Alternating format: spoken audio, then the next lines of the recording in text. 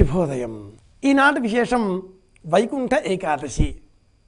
అలాగే ఈనాడు మనం 24వ పాశురాన్ని అనుసంధానం చేసుకున్నాం.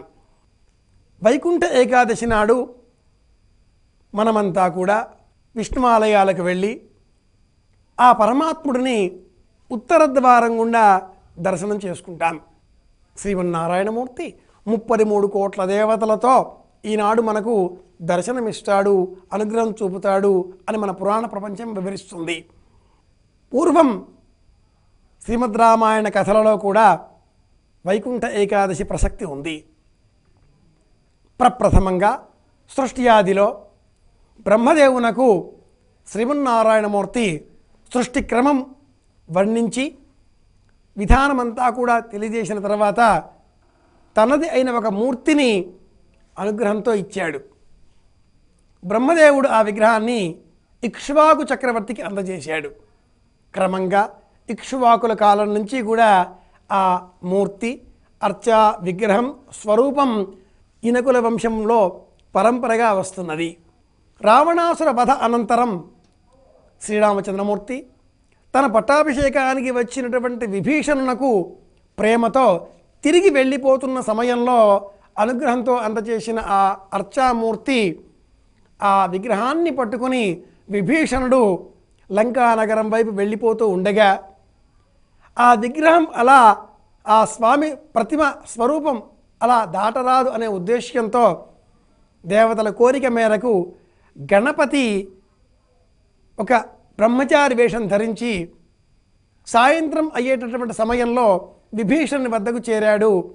సమయం సాయంత్రం కాబట్టి సంధ్యావందన సమయం కనుక విభీషణుడు ఆ ప్రతిమను బ్రహ్మచారి చేతికి అందజేసి తాను సంధ్య అర్ఘ్యం విదల్చే నిమిత్తమై అలా దోసిల్లోకి నీళ్లు తీసుకుంటూ ఉండగా గణపతి బ్రహ్మచారి ఆ ప్రతిమను అలా నేలపైన పెట్టాడు. అదే కావేరీ నదీ తీరంలో వేసిన శ్రీరంగ క్షేత్రం.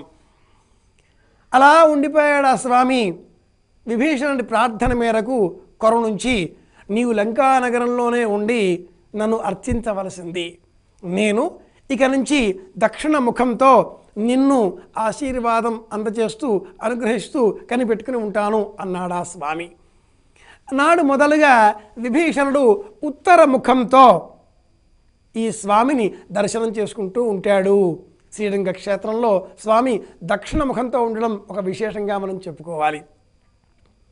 7 ఎకరాల కంటే మించిన వైశాల్య ప్రాకారాలతో 7 ప్రాకారాలతో అతిపెద్ద విస్తృతమైన గోపురంతో అంతరాలయం పక్కన మొదటి ప్రాకారంలో విభీషణునకు కూడా ఒక గృహం, ఒక ఆలయం నిర్మింపబడి ఉన్నటువంటి ఏకైక క్షేత్రం శ్రీరంగ క్షేత్రం.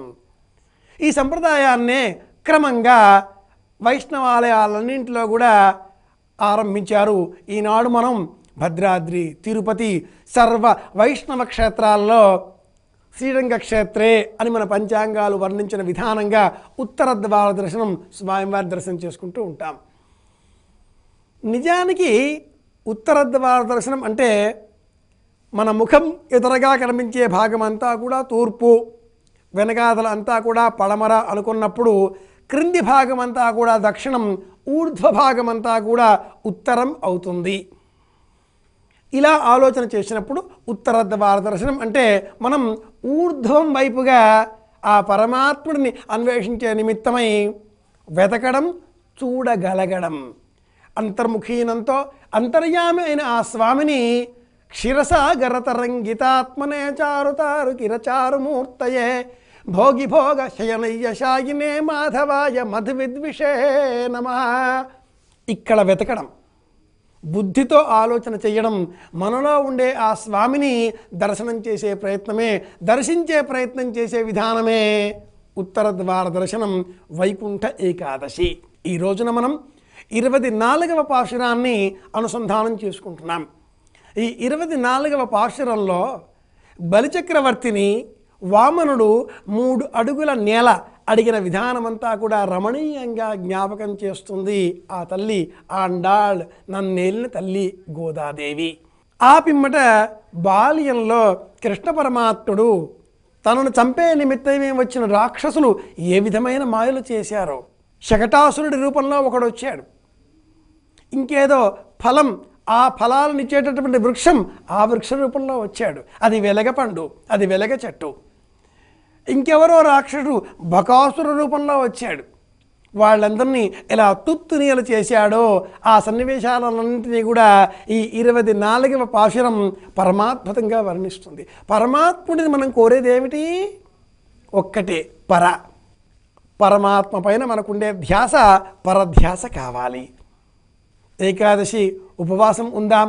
శ్రీమన్నారాయణ కథాశ్రవణం చేస్తూ విశేషించి కృష్ణ పరమాత్మకు సంబంధించినటువంటి లీలలను, గాథలను మననం చేసుకుందాం. ఎంత చదివినా, ఎంత విన్నా, ఎంత చూచినా తనివి తీరనివి శ్రీకృష్ణుని లీలలు, శ్రీకృష్ణుని గాథలు. కనుక ఈ రోజున మనం వైకుంఠ ఏకాదశి, వైకుంఠ ద్వార దర్శనం ఇలా చేసే ప్రయత్నం చేద్దాం. ఇక్కడ వెతుకుదాం ఆ స్వామిని. వెతకడం ఏమిటి? ఉన్నాడు, మనం చూడడం లేదు. ఎందుకని? కామక్రోధాదులు అనబడే 6 శత్రువులు మనల్ని కాపాడుతున్నాయి. నిరంతరం అటువైపు పోకుండా వద్దు వద్దు వద్దు అంటున్నాయి.